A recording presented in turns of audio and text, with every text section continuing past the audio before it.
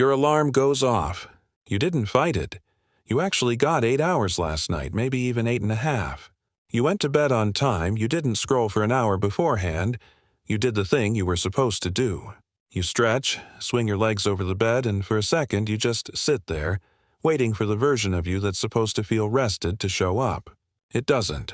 Your eyes are open, your legs work, but something underneath all of it feels like it's still buffering, like the rest of you hasn't quite arrived in the room yet. You reach for your phone before your eyes have even adjusted, scrolling through nothing in particular, just to buy yourself a few more minutes before you have to stand up and start being a person for the day. You didn't lose sleep last night. You lost something sleep was supposed to give back to you. This video is about why a full night of sleep can still leave you exhausted, and what your body is actually doing in the hour after you wake up. By the end of this, you'll understand why getting enough sleep and feeling rested are two completely different problems, and why fixing the wrong one can keep you tired for years without you ever noticing. Let's start with the thing everyone blames first: sleep debt. It's real, but it's usually not the reason you're dragging yourself out of bed at 7 in the morning after a full night.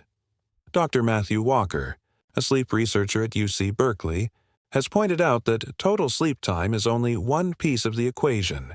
Sleep architecture matters just as much, if not more. Your body doesn't move through the night in one smooth block of unconsciousness. It cycles through roughly 90-minute stages, dipping from light sleep into deep sleep and back up into REM, somewhere between 4 and 6 times a night. Waking up tired often has almost nothing to do with how many hours you logged. It has everything to do with which stage you happened to be in when the alarm went off. That's not a small detail. It's the difference between waking up naturally and being physically pulled out of a room mid-sentence. Two people can sleep the exact same 8 hours in the exact same bed and walk away from the night with completely different experiences, simply because one alarm went off during a light stage and the other tore straight through the deepest part of the cycle. But here's where it gets interesting. There's an actual name for the fog you feel in that first stretch after waking up: sleep inertia. Researchers at Harvard Medical School's Division of Sleep Medicine have measured it directly, and the numbers are almost embarrassing. Cognitive performance can drop to a level comparable to being legally intoxicated in the first few minutes after waking, particularly if you were pulled out of deep, slow-wave sleep. It usually fades within 15 to 60 minutes depending on the person. But if your alarm consistently catches you mid-deep sleep, you're resetting that fog every single morning, whether you slept 7 hours or 11. Sleep inertia isn't laziness. It's your brain physically still booting up its systems one at a time. But here's where it gets interesting.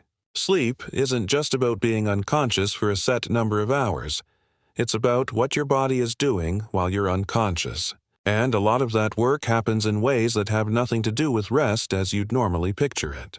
A 2013 study out of the University of Rochester, led by neuroscientist Dr. Maiken Nedergaard, found that during deep sleep, the brain's glymphatic system ramps up dramatically, flushing out metabolic waste, including proteins linked to neurodegeneration, at a rate roughly 60% faster than during waking hours. If that process gets cut short, even by a fragmented night full of micro-awakenings you don't consciously remember, you can log 8 full hours on a tracker and still wake up feeling like your brain never actually got its cleaning done. You can sleep the correct number of hours and still somehow skip the entire reason sleep exists in the first place. It's the difference between a dishwasher running its full cycle and one that gets unplugged halfway through. The dishes were in there the whole time, but nothing actually got clean. But here's where it gets interesting. Light plays a much bigger role in this than most people give it credit for. Your circadian rhythm, the internal clock regulated by a cluster of neurons called the suprachiasmatic nucleus, doesn't just tell you when to fall asleep. It also tells your body when to end sleep, and it does that partly by tracking cortisol levels throughout the night. Cortisol isn't only the stress hormone people talk about. It spikes naturally about 30 to 45 minutes before you'd wake up on a healthy, consistent schedule, priming your body for alertness before you even open your eyes. Endocrinologists studying circadian cortisol patterns, including work published through the National Institutes of Health, have shown that this rise, known as the cortisol awakening response, is blunted or badly mistimed in people who wake up to artificial light, blaring alarms, or irregular schedules that shift by hours from one day to the next. Miss that natural cortisol ramp, and you wake up chemically unprepared for the day, no matter how long you were technically asleep beforehand. Your body has a launch sequence built for waking up gradually. Skip it, and you're starting the day mid-countdown, engines not yet warm. This is part of why waking up at the same time every day, weekends included, tends to matter more than almost anything else people try. It lets that cortisol curve actually learn its schedule instead of getting reset every 48 hours. But here's where it gets interesting. Even your last meal the night before is quietly involved in all of this. A study published in the journal Nutrients found that high glycemic meals eaten close to bedtime were associated with more fragmented sleep and noticeably lower sleep. Efficiency overall, meaning more of your night is technically logged as asleep but broken into shorter, shallower pieces that never let you sink into the deep stages long enough for any of the important work to happen. You wake up having technically slept 8 hours, but your body only actually received the equivalent of a much shorter, lower-quality night bundled inside a longer one. Not all sleep hours are created equal, even when the clock on your nightstand insists they should be. 2 identical 8-hour stretches can leave you in completely different places by morning, depending on nothing more than what was sitting in your stomach when you closed your eyes. But here's where it gets interesting. Temperature is doing more behind the scenes than almost anyone accounts for.